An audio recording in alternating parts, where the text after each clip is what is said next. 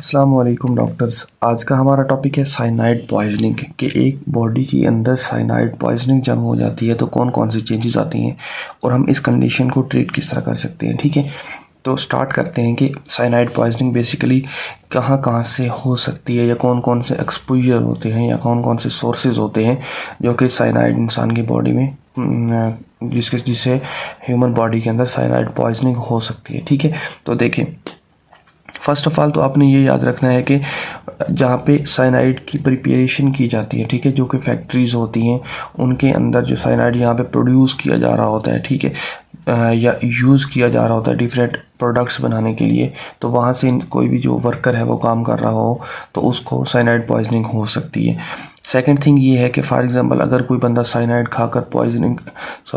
खाकर सुसाइड की अटेम्प्ट करता है, ठीक है, वो ख़ुद को मारने की ट्राई करता है, किल करने की ट्राई करता है, तो उस कंडीशन के अंदर भी इंसान की बॉडी के अंदर साइनाइड चला जाता है। ठीक है, तीसरी कंडीशन ये हो सकती है, एक होता है मैगडेलिन। ठीक है, ये क्या चीज़ होती है, ये एप्रिकॉट जो हमारे पास खुबानी होती है उसके बीज के अंदर पाया जाता है। ठीक है, तो ये भी एक किस्म का पॉइजन होता है और उससे जो फर्दर रिएक्शंस के थ्रू साइनाइड की प्रोडक्शन हो जाती है ह्यूमन बॉडी के अंदर। ठीक है, या इसके अलावा जो लोग जले हुए होते हैं, ठीक है, किसी बिल्डिंग वगैरह में अगर आग लग जाती है तो उस कंडीशन में जो टॉक्सिन्स होते हैं वो इंसान की बॉडी में अंदर चले जाते हैं और वहाँ पे जो है साइनाइड की पॉइजनिंग करवा सकते हैं। ठीक है, तो ये जो सिंपल सी चीज़ें थी जहाँ से हमारी साइनाइड पॉइजनिंग हो सकती है। ठीक है, इसको हम सिंपली लिख लेते हैं। एक तो हम लोगों ने बात की फैक्ट्रीज़ के बारे में या जहाँ पे प्रोडक्शन होती है डिफरेंट प्रोडक्ट्स की और साइनाइड को यूज़ किया जाता है।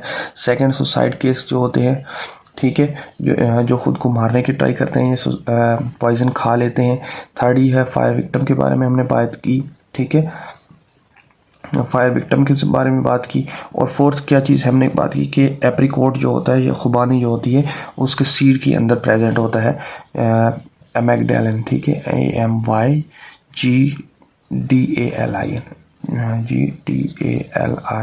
ठीक है, तो ये एक प्रोडक्ट होता है जो कि प्रेजेंट होता है हमारे पास एप्रिकॉट के अंदर। ठीक है, तो देखिए ये जो है ना, ये कॉमन सोर्सेज होते हैं जहाँ से साइनाइड की पॉइजनिंग हो सकती है। ठीक है, अभी पेशेंट हमारे पास किस तरह आएगा, वो कहेंगे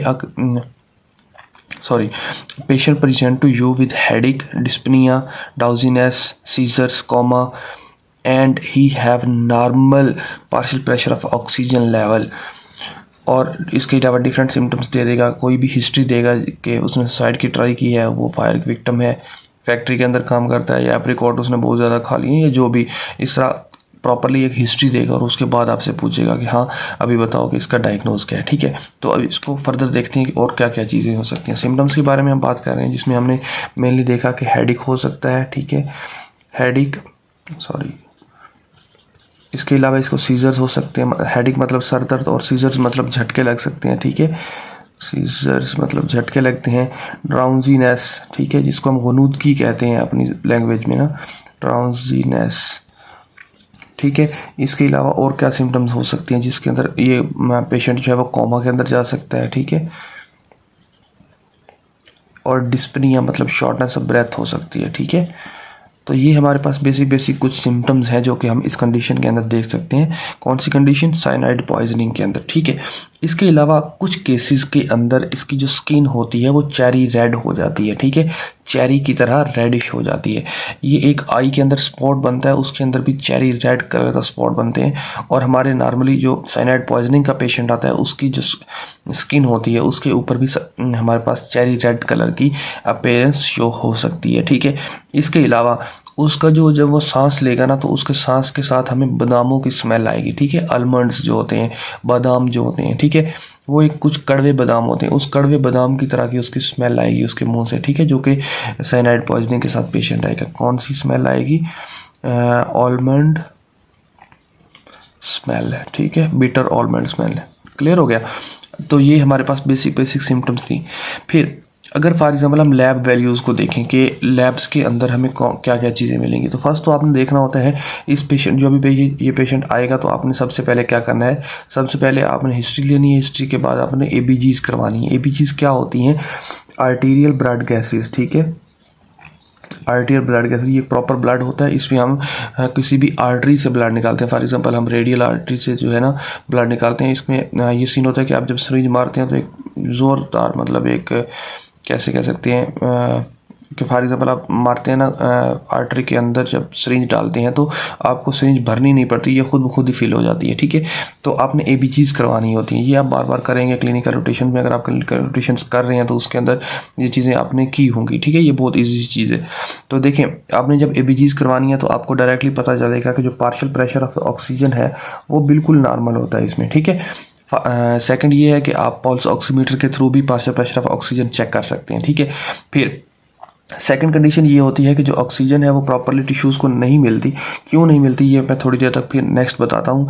लेकिन यहाँ पे अगर ऑक्सीजन को प्रॉपर टिश्यूज़ को नहीं मिले तो ऑक्सीजन जो बॉडी है वो ट्राई करेगी कि ATPs की प्रोडक्शन किसी न किसी मेथड के थ्रू तो करनी है। फिर वो क्या करेगी, एनाएरोबिक मेथड के थ्रू प्रोडक्शन करना स्टार्ट कर देगी। उस कंडीशन के अंदर हमारे पास लैक्टिक एसिड प्रोड्यूस होगा, लैक्टिक एसिड, ठीक है। लैक्टिक एसिड प्रोड्यूस होगा, बेसिकली लैक्टेट प्रोड्यूस होता है। और आपको पता है जैसे कि लैक्टेट जो है वो एसिडिक नेचर का है, तो इस वजह से इसमें मेटाबॉलिक एसिड देखते हैं, मेटाबॉलिक एसिडियोसिस देखते हैं, ठीक है। या लैक्टिक एसिड सिंपली कह देते होते हैं, ठीक है, मेटाबॉलिक एसिडियोसिस। तो ये है हमारे पास नॉर्मली कि हम लैब वैल्यूज़ में क्या देखते हैं। फिर हमारे पास जो मैंने लास्ट टाइम बताया था कि जो कर्व होती है वो oxy haemoglobin dissociation curve ODC, ठीक है। वो कर्व इसमें किस तरफ मूव करेगी, ये भी एक क्वेश्चन आता होता है, ठीक है। तो ये इनिशियली हमारे पास जो कर्व है वो बिल्कुल नॉर्मल रहेगी, ना लेफ़्ट मूव करेगी ना राइट मूव करेगी, ठीक है। उसकी रीज़न क्या है, उसकी रीज़न ये है कि हमने बताया था कि ODC कर्व जो है वो राइट इसलिए मूव करती है कि जब टिश्यूज़ को ऑक्सीजन ज़्यादा मिलती है, और लेफ़्ट इस तरह तब मूव करती है जब टिश्यूज़ को ऑक्सीजन बिल्कुल नहीं मिलती, ठीक है, जब बिल्कुल कम मिलती है, या उसके अलावा जो हीमोग्लोबिन है उसके साथ ऑक्सीजन जो है वो ज़्यादा बाइंड कर जाती है, ठीक है। बट ये क्या काम करती है, देखें, ये ऐसा काम करती है कि साइनाइड पॉइजनिंग के अंदर जब पेशेंट आता है ना तो हीमोग्लोबिन जो है उसके साथ आपको पता है नॉर्मली ऑक्सीजन बाइंड की होती है। तो जो फ्री हीमोग्लोबिन घूम रही होती है साइनाइड उस हीमोग्लोबिन के साथ अटैच हो जाती है। इसको पहले मिथोमीग्लोबिन में चेंज करती है और फिर इसके साथ अटैच हो जाती है हीमोग्लोबिन के साथ, मतलब एक किस्म की। देखिए, हीमोग्लोबिन जो है वो कन्वर्ट हो जाती है मिथोमीग्लोबिन में, ठीक है। तो उसके बाद जो है साइनाइड इसके अंदर इसके साथ अटैच हो जाती है, ठीक है। फिर जो ऑक्सीजन है जो ऑलरेडी हीमोग्लोबिन के साथ बाइंड की होती है, ये उसको सेपरेट नहीं होने देती। जब तक ऑक्सीजन सेपरेट नहीं होगी हीमोग्लोबिन से तो ये तो टिश्यू को मिल नहीं सकेगी, ठीक है। इस वजह से जो हमारे पास कर्व है वो बिल्कुल नॉर्मल ही रहेगी, ठीक है। इनिशियली की बात कर रहा हूँ, ठीक है, लेकिन बाद में ये हो सकती है राइट शिफ्ट, ठीक है। तो देखें, इसके अंदर हम ऑक्सीजन जब सप्लीमेंटल ऑक्सीजन है वो नहीं देते। उसकी रीज़न क्या है, उसकी रीज़न ये है कि हमारे पास ये जो है नॉर्मल शो कर रही होती है।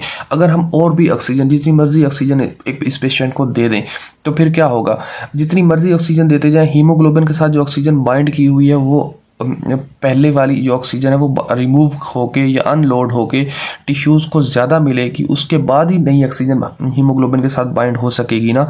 अगर फॉर एग्जांपल वो पहले वाली जो ऑक्सीजन बाइंड की हुई है वो हीमोग्लोबिन को छोड़ती ही नहीं है, उसके बाद नई ऑक्सीजन कैसे अटैच होगी। जब नई ऑक्सीजन अटैच ही नहीं होगी तो हम जितने मर्जी ऑक्सीजन की थेरेपीज देते रहें इसके अंदर असर नहीं करेंगे, ठीक हो गया, क्लियर।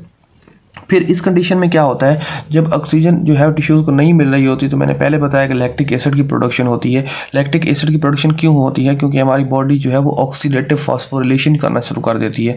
ऑक्सीडेटिव फास्फोरिलेशन एक बायोकेमिस्ट्री का प्रॉपर एक टॉपिक है, उसको मज़ीद डिस्कस करेंगे हम वहाँ पर जाके। बट फिलहाल के लिए ये देखें कि अगर ऑक्सीजन की सप्लाई टिश्यूज़ को कम हो जाती है तो सेल्स जो है वो ऑक्सीडेटिव फास्फोरिलेशन करते हैं, जिसके अंदर हमारे पास लैक्टिक एसिड की प्रोडक्शन होती है, ठीक है, सिंपल सी चीज़। देन ट्रीटमेंट की बात करते हैं तो फर्स्ट थिंग पे आप लोगों ने ऐसा करना है कि डिकॉन्टेमिनेशन करनी है, ठीक है। डिकॉन्टेमिनेशन का मतलब क्या होता है कि जो एक्सपोजर हो रहा है, फॉर एग्जांपल अगर वो फैक्ट्री में काम कर रहा है या उसने सुसाइड वगैरह का अटेम्प्ट किया है तो आप, या उसके पास और साइनाइड है तो आप उस चीज़ को रिमूव कर दें सिंपली, ठीक है। तो उसको उस चीज़ के पास ना जाने दें, ठीक है। तो इसका मतलब होता है डिकॉन्टेमिनेशन, ठीक है। फर्स्ट आपने ये कर लिया। सेकंड थिंग क्या करनी है, सेकंड आप लोगों ने नाइट्रेट्स देने होते हैं। नाइट्रेट्स क्या होते हैं, नाइट्रेट्स क्या काम करते हैं? नाइट्रेट्स ऐसा काम करते हैं कि, एक मिनट इसको मैं लिख लूँ। अच्छा ओके, नाइट्रेट्स क्या काम करते हैं? नाइट्रेट्स ये काम करते हैं कि ये हीमोग्लोबिन जो होता है उसको ऑक्सीडाइज्ड फॉर्म में लेके आते हैं, ठीक है।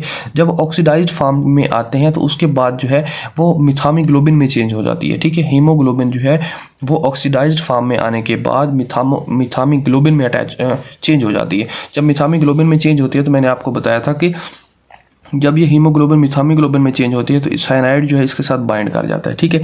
जब साइनाइड इसके साथ बाइंड कर जाएगा तो फिर क्या होगा, फिर इससे जो टॉक्सिसिटी है साइनाइड की वो डिक्रीज हो जाएगी, क्योंकि साइनाइड फ्री नहीं घूम रहा होगा, इस वजह से जो है वो टॉक्सिक इतना ज़्यादा नहीं रहेगा, ठीक हो गया।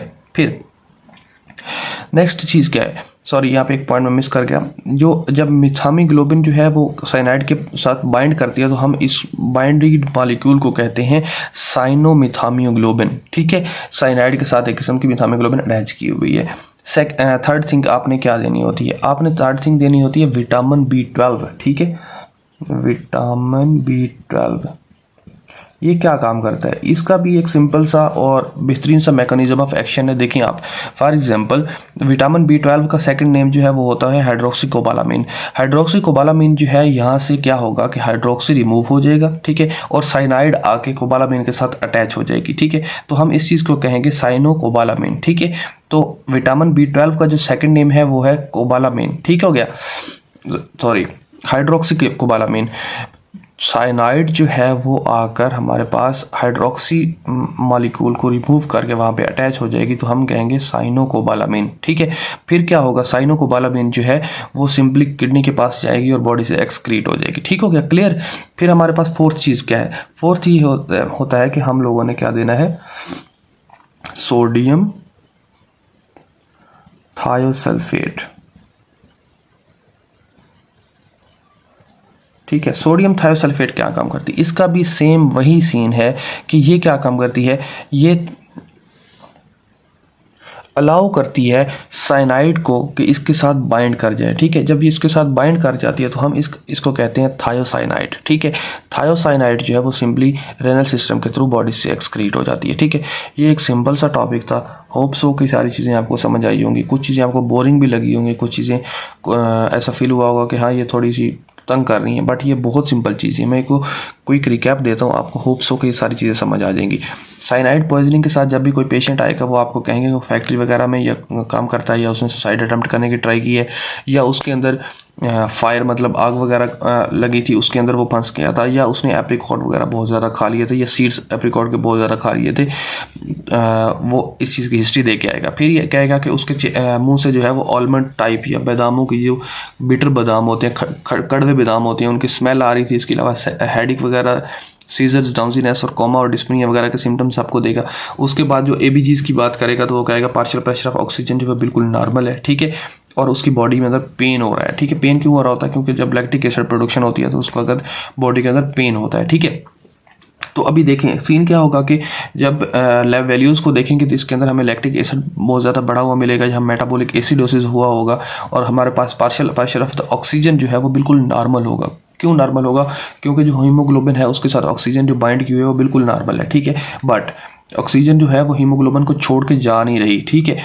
फिर क्या है, जो ODC कर्व होगी, ऑक्सी हीमोग्लोबिन डिसोसिएशन कर्व, वो बिल्कुल नॉर्मल होगी, ठीक है। उसके बाद नेक्स्ट सीन क्या है कि जो है हमारे पास ट्रीटमेंट क्या चीज़ है? ट्रीटमेंट में हमने ऐसा करना होता है, सबसे पहले डिकॉन्टेमिनेशन करनी होती है। उसके बाद जो है हमने नाइट्रेट्स देने होते हैं। नाइट्रेट्स ने सिंपली ये काम करना होता है कि हीमोग्लोबिन को ऑक्सीडाइज्ड फॉर्म में ले आके मिथामीग्लोबिन में कन्वर्ट करता है, और मिथामीग्लोबिन के साथ आगे साइनाइड अटैच हो जाता है और रेनल सिस्टम के थ्रू बॉडी से एक्सक्रीट हो जाते हैं।